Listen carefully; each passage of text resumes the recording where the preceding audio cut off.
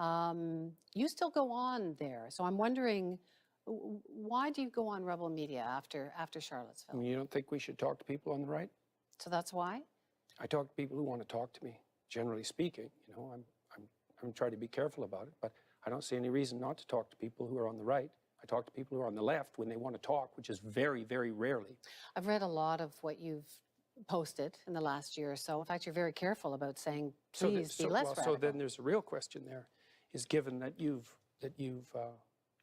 encountered the material I have, why do you think that all these accusations have been leveled at me? Well, I don't know. That's what I find so curious, because It's convenient. Because I also found this picture of you with behind the pet.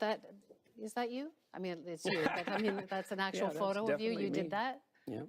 So this is the Pepe flag, which I'm sure you know is seen by the left as a hate symbol, and the left sees all sorts of things as hate symbols. But it's used by the extreme right as a way of spreading messages. It's seen as an alt-right symbol. This is an alt-right hand symbol, and here you are. It's mostly used by young men who are poking and causing trouble on social media. That's mostly what it's used for. But you're supposed to be anti-chaos and anti-provocation. I'm just wondering why you would choose to be in this photo. Well, I've probably had my photo taken with 5,000 or 6,000 people in the last year. No, but this is with the Pepe flag. I understand. I mean, you know that this is now seen as a symbol for the alt. Well, I did a video online called "The Metaphysics of Pepe" with Jonathan Pajot, who's an Orthodox carver of icons. And if people are interested in my views on what's happening with this particular symbol and why it's occurring, then there's a 2-hour discussion about that. Richard Spencer wears a Pepe. He's a white supremacist. He wears the Pepe symbol. It's become adopted, I'm sure you know this, by the far right. And here you are holding up a flag like it's a joke. So I just wonder if it could be misinterpreted by people that you're trying to send a message that Pepe's cool and the alt-right's cool. I think it has been misinterpreted. I didn't know when it was happening. I mean, it's hard. I don't know what you mean exactly. There were a lot of people lined up. They were doing a lot of things. This was one of the things. It took about 30 seconds. I would also say it's the one thing, well, it's the one thing that has been photographed that the left in particular has been using against me for the last year. But it was just happenstance more than anything else. Do you know most of the people who are using this sort of symbol are using it in a deeply satirical way. Now, the fact that the far right has decided that it's a radical indicator of the validity of their particular view doesn't mean that that's what it is.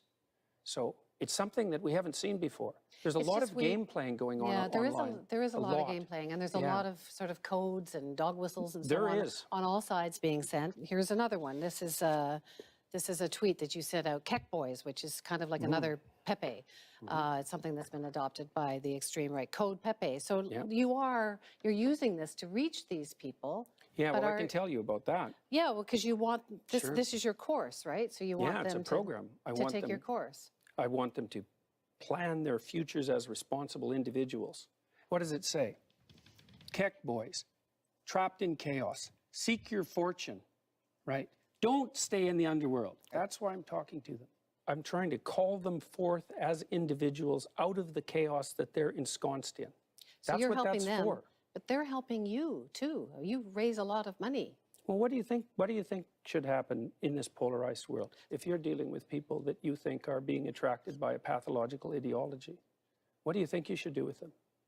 What I do is talk to them and say, look, why don't you make yourself into an individual and get the hell away from the ideology?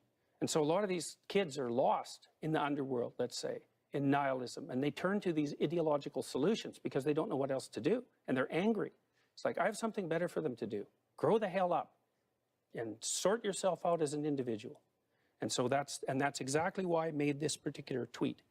And I get letters from people all the time who say, look, you know, I was moving towards the fringes, and I'm not doing that anymore. I see